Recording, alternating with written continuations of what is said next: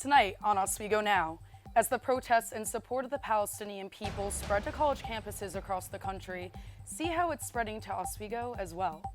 Plus, Oswego police are investigating a homicide. One suspect is in custody and a neighborhood's on edge. And President Joe Biden visits Syracuse. What he and other officials had to say about Micron's $100 billion investment in central New York. This is Oswego Now.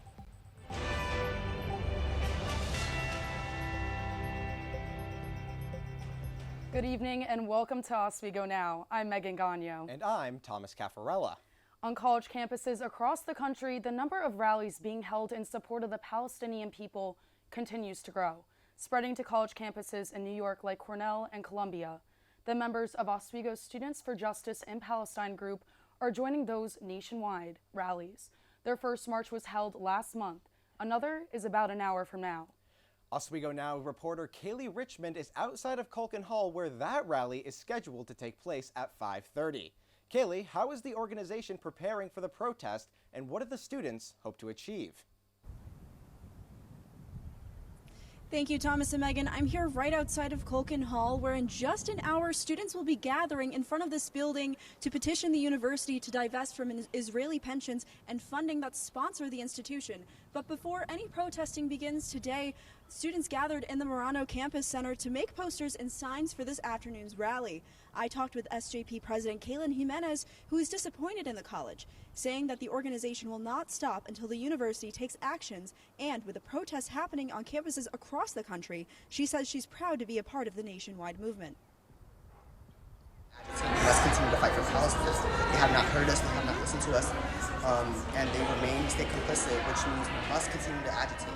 I think it's all interconnected, and what we see at Columbia and Harvard and FIT definitely has impacted us, and we stand in solidarity with all.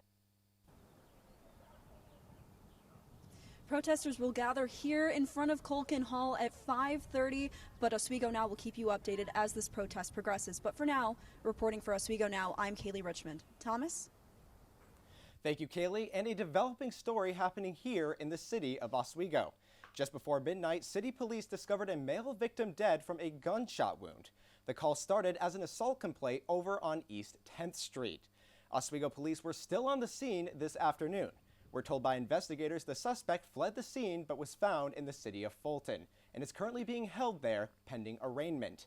No info on the suspect or victim has been released, but Oswego police said in a statement this is an isolated incident and there is no threat to the public. Oswego Now will continue to monitor the situation as more information is released. New York State's budget for the 2025 fiscal year passed this week after weeks of delays. The budget total comes in at $237 billion in spending, the largest in state history. The budget bolsters the state's universities in some ways, including making the completion of the FAFSA universal for high school seniors and a $114 million investment in operating funding for state-run schools. SUNY Oswego will benefit from the new funding, but will be hurt by the removal of $1 million from the university's emergency maintenance fund, as schools across the state lose funding in that area this budget cycle.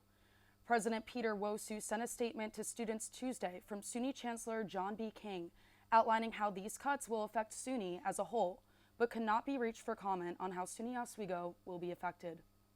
And investing in America, a message from the president. Joe Biden was in Syracuse this week. Our Oswego Now reporter Clarissa Karki has the latest. A future of chips, stamped made in America. This is what President Joe Biden promised as he announced a $6 billion federal award to Micron Technology on Thursday during his visit to Syracuse. It's one of the most significant science and technology investments in our history. If it's essential, we're going to make it here in America. Micron will use these grants to help build 2 chip manufacturing plants in the U.S., one of which is opening 35 minutes south of Oswego in the Onondaga County town of Clay. Semiconductor chips are used to power everything from our smartphones, electric vehicles, and military systems.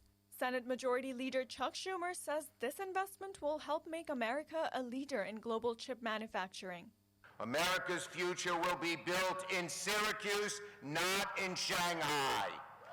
We are rebuilding upstate New York's economy one microchip at a time. Micron says the two plants in New York will create over 50,000 new jobs over the next 20 years. As new workers move to the greater Syracuse area, Oswego Mayor Rob Corradino hopes they will choose to call Oswego their home, which he predicts will boost the local economy. I think the city will benefit not only from a population increase, but also from a business standpoint. Again, the city of Oswego is not just a good place to live, it's a good place to do business. To meet the increasing demand of the future job market, President Biden has declared Syracuse as one of the new workforce hubs where future workers can learn hands-on skills. It isn't just about investing in America, it's about investing in the American people as well. With President Biden's announcement declaring Syracuse as the new workforce hub designed to find and train the new generation of chip manufacturing workers, one thing is for certain. The tiny chip will create big jobs in the area. Clarissa Karki, Oswego Now. The funding for the grant stems from the CHIPS Act, which is a bipartisan group of lawmakers passed in 2022 to reestablish the United States as a leader in the production of semiconductors. SUNY Oswego is developing new opportunities for its media students with the establishment of a new chapter of the Broadcast Education Association, or BEA, on its campus. Melina Williams tells us what the group is all about. SUNY Oswego is welcoming a new chapter of the Broadcast Education Association, or BEA, this upcoming fall. The Broadcast Education Association is dedicated to enhancing broadcast education for students not only in the United States but internationally. It provides opportunities for academic research, student competitions, and networking opportunities. Bringing a BEA chapter to Oswego, I think, is pretty important for putting us on the same level as a whole bunch of other broadcasting programs that are out there. Dr. Kreider says the new chapter at SUNY Oswego presents opportunity for students in broadcasting and cinema and screen studies, as it will allow students to participate in competitions, apply for scholarships, and network with peers and professionals in the field. I want to do something that brings them all under one umbrella, whether you're part of a media organization or not. So ultimately, that's what I'm trying to do, is I'm trying to open up opportunities and bring students together for mutual benefit. Membership is open to full-time students seeking a career in the media. Regardless of major, the new club provides extra opportunities beyond the classroom for students interested in media careers. We're just looking for any student who is interested in studying towards a career in the media, who wants these extra opportunities that they may not get in the classroom. Some students have already expressed excitement over the new BEA chapter, highlighting the appeal of joining the new club for networking opportunities and gaining insights into the field. I would definitely join, and I think if I could get some networking opportunities out of it, or just learn more about the field, that would be great and extremely helpful for my major. Melina Williams, Oswego Now. As SUNY Oswego continues to expand its presence in broadcasting education, the establishment of the BEA chapter marks a significant milestone in what Kreider says is a journey towards excellence in media studies. And let me tell you, Megan, this weather forecast has me ready to change my sweatshirt for a tank top. I feel the same exact way. Let's get a quick weather update with Oswego Now meteorologist Aurora Fitzgerald. Thanks, guys. That is right. Hopefully you will be able to wear that tank top very soon. The temperatures are expected to increase, but taking a look outside right now, 49 degrees with the winds at 10 miles per hour. Not too bad out there. Dew point's at 35. Humidity is 37, so it's very, very dry out there. And it feels like 44 degrees. We do have a lot of weather, interesting weather coming up, but I'll have that coming up for you guys in my full forecast. Back to you for now. Thank you, Aurora. And coming up later, you get them in your email and maybe even via text message. We're talking about surveys, what they're used for, and why they're important. That story still ahead. And hear more from a local rabbi with the latest on this year's Passover. Welcome back to Oswego Now. I'm your meteorologist, Aurora Fitzgerald. Taking a look at our pollen forecast. Tree pollen is pretty moderate out there, so people are probably starting to see their allergies just starting to pop up. Grass pollen and dust and mold, there's low, possibly even none. So allergies are just starting to kick up, and the drastic change in temperatures also has a big factor affecting your allergies. So you're probably definitely seeing that. So Oswego right now sitting pretty at 49 degrees. It does feel a little chilly out there for spring, Fulton at 53. Sodas Point is at 50, Central Square is at 54. It's a little warmer over here probably because they're farther away from the lake. Rome is also at 54. Pulaski is at 53. Not too breezy out there, but later this week we are going to see some thunderstorms. Now, what do you do during a thunderstorm? This is probably going to be the first thunderstorm we are going to see for the spring season. So some advice for a thunderstorm. Always have extra food, first aid kits, candles, flashlights, anything you'll need like a survival kit. Stay inside or seek any shelter. Make sure to avoid bodies of water, open spaces, and metallic objects because there's always a chance, very, very small chance, that lightning could strike somewhere, but you just always want to be safe. Now, taking a look at your evening planner, if you're heading out tonight, it is a Friday night. 6 p.m., it's going to be clear for the sunset, so if you want to go down by the lake, I highly suggest it. It's going to be beautiful, but still a little chilly, sitting at 48 degrees. 8 o'clock, clear skies for the nighttime. Going to see just a little bit of a full moon, not quite, 46 degrees, and by 10, we're going to see some clouds move in with 44 degrees, so it's going to get definitely chilly. 5-day forecast. This is where the storms are going to show up. The thunderstorms on Sunday, Monday, Tuesday. However, the temperatures are going up. We see 62, 67, 66, and 67. Hopefully these temperatures will stay. They should stay because we're getting closer to the summer season. The lows aren't too bad out there, but unfortunately the rain is probably going to come into tonight and the storms are going to start into next week. But that is all for my full forecast. Make sure to stay prepared out there, guys. Back to you. This week is Passover, and with all the protests going on around campus against Israel's incursion into Gaza and on campuses around the country, students are still finding a way to get together for the holiday. Our reporter Andy Agudayev has the latest on Passover and how this year's Seder will be affected. I am currently standing in front of the rabbi's house where their hametz, which is a Jewish word for bread, is being burned. The reason their hametz is being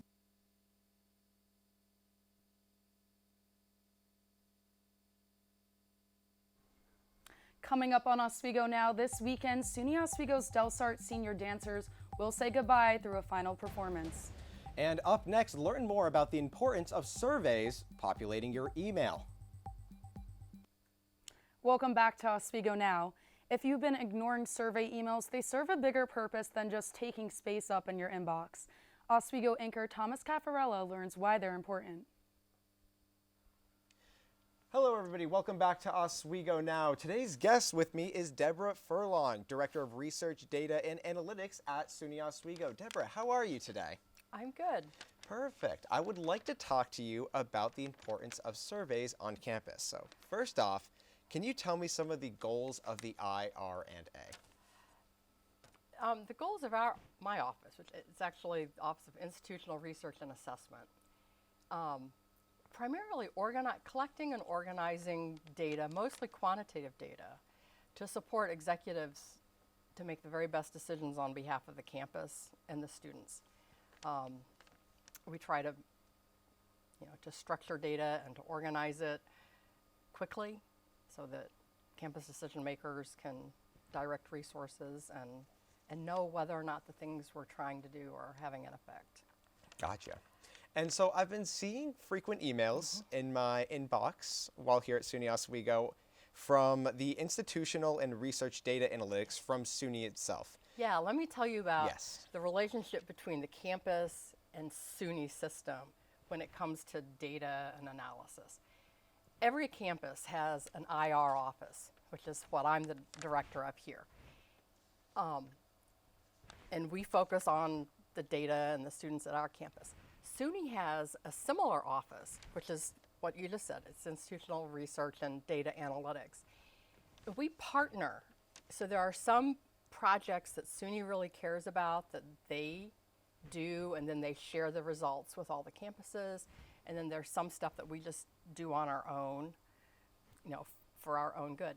The survey that you're probably seeing right now, there's a big campus-wide survey in the field right now that is a SUNY survey. Every third spring, SUNY does a student satisfaction survey, and they send it out to all the students system-wide. And they've been doing this for like 30, 40 years, I don't know, a long, long time. They do it system-wide so that they get very comparable data. And one of the things that each campus does with the data is we compare ourselves to other similar schools. So if the students here say, oh, the food service is just really bad, we can say, okay, now what campus is getting really good marks on food service? And then we might call those folks up and say, what are you doing? How have you improved student satisfaction around that kind of area? Gotcha. So it's important to make sure that students are taking these surveys because you want your voice to be heard in the kind of this decision-making process, right? Yeah, it's always a toss-up for students because, you think it's a massive survey. That we sent out 5,600 of them. Gotcha. And it's kind of like voting. It's like, how much does any one voice matter? But if you don't vote, then you have no voice at all. Absolutely. And we absolutely do use the results. Absolutely. We compare ourselves to the other SUNYs. We compare ourselves historically over time. There was like 10 or 15 years running. SUNY Oswego students said academic advising is really not good enough here. And Deborah, and they changed it. I'm really sorry, but I do have to send it back to the desk. Thank you so Sounds much, great. guys. That's all the time we have. Thank you so much for meeting with me today. I really You're appreciate welcome. it. Thank you. Now back to the desk. Seniors in campus dance group Del Sart will have one last dance this coming weekend as the group performs for the final time this semester. Our reporter Amani De La Cruz has what's to come this weekend. I'm Amani De La Cruz, and currently I'm right outside of the Waterman Theater, where Del Sart will be having their final performance of the year. The recital will be musical-based, meaning all of the opening numbers will be from musicals. But don't worry, they will have all genres of dance within the performance. The show will showcase a total of 48 dances with many seniors on the team. This is the last show for many. Senior Leah McCarran says she feels like she was robbed of a year in the club due to COVID. She says if she had the chance to stay another year just for Del Sart, she would. I'm really sad about it. I don't want to leave at all. This is the only part of college that I'm going to miss, everybody, no matter if you've never danced before, if you've been dancing your whole life. I just don't want it to end Their senior Mohammed Hamas says he's found a home and family within Del Sart. In 2 weeks, we'll be over and we'll be done with our lives in Oswego. I'm super pumped for the recital because it's 2 days of non-stop dance madness, and I want you guys to be there, enjoy the passion which we all have for dance.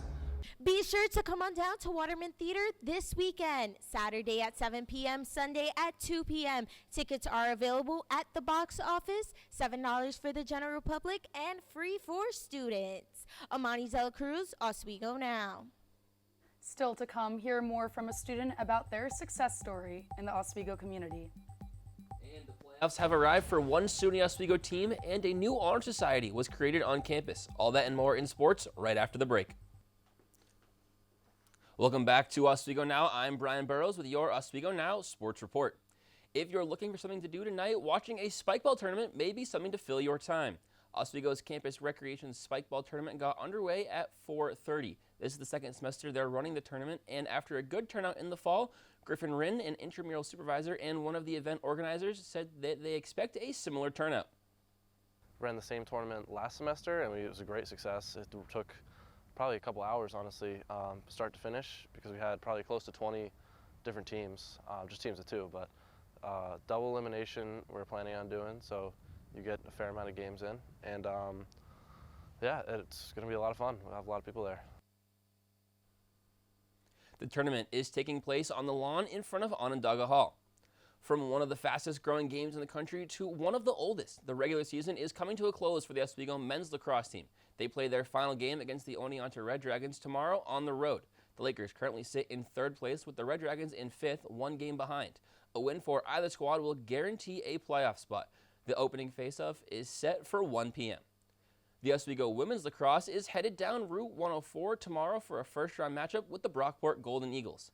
A 17-4 loss on Wednesday night to Cortland broke the team's 4-game win streak and left them tied with Brockport in the standings. The Golden Eagles took the tiebreaker on head-to-head after beating them on April 4th. Senior forward Sela Wiley feels the season has prepared them for this game. You know, we're more confident now. We've played some harder games and we've figured out, you know, what's working and what's not working. The game will take place at the Dr. Linda Arena in Brockport with face-off at 3 p.m. A new honor society on campus has inducted 66 student athletes. Chi Alpha Sigma is an honor society that recognizes student athlete excellence. Students must have a cumulative GPA of 3.4, completed at least 5 semesters, and be endorsed by the coaching staff. The Assistant Athletic Director for Student Athlete Success at SUNY Oswego, Merlin Joseph, says this honor society gives more student athletes the opportunity to be recognized even if they're not at the top of the class.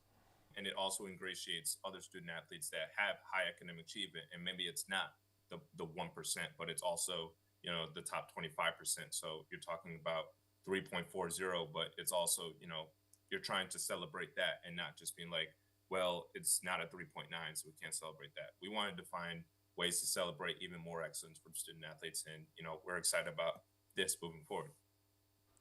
Joseph also says SUNY Oswego faculty and staff can expect to be a part of the induction ceremony in the future, and that they play an important role into the student athlete's success. That's all for my sports report. Back to Megan and Thomas at the desk. The SUNY Chancellor's Award for Student Excellence is the highest honor students can receive in SUNY. SUNY Oswego recently honored 4 of its high-achieving students. Among them was an Oswego resident, known for his extensive community service. Hugh Randall is a double major in physics and applied mathematics with a minor in astronomy. He has participated in 6 research projects in his field and has worked with the NASA Goddard Space Center, along with the Italian National Institute for Astrophysics and the Max Planck Institute in Germany. With the amount of outreach opportunities made available to him this semester, one of them hits a little closer to home. Randall says when it comes to balancing everything, he stays motivated because he enjoys it. Did presentations and activities with the students in the middle school, 7th and 8th grade, multiple classes a day. That was really cool, getting to go back to somewhere that I went to school and see my old teachers and talk to the new students. And I got to work one-on-one with big groups of kids and make them excited about the eclipse that was coming up. Randall credits Oswego's strong support system as a key factor in his achievements. And I mean, while listening to that, he seems like a fantastic individual. What did you think? Oh my God, he has gotten so much accomplished, and just the grace that he has to have gotten an award as big as that one. And I was thinking too, what was it? What was his major again? It was applied mathematics and also a focus in mathematics. All right, and let's take a final look at weather with Aurora Fitzgerald. Aurora, what do you have for us? Yeah, so I gave my full forecast before, but I wanted to show you guys a really, really cool picture before that I took right before class. So this is a crazy phenomenon. I caught 2 things here that I love. So this circle that we see around the sun is what we call a sundog. When the haze and the clouds are just right, you'll see a little circle around the sun. Sometimes if it's clear enough, it kind of looks like a rainbow, and I love it. I think it's beautiful. Another thing is these little stripes. You see all these little stripes here? This is what we call gravity waves. I was in the National Eclipse Ballooning Project during the eclipse, and as well as in New Mexico. So we were looking at these gravity waves, and this picture is just beautiful, and I'll send it back to you guys. That's our report for tonight. Thank you for joining us. And for more local news content, check out our website at oswegonow.net. Thank you so much, everybody. Have a fantastic night.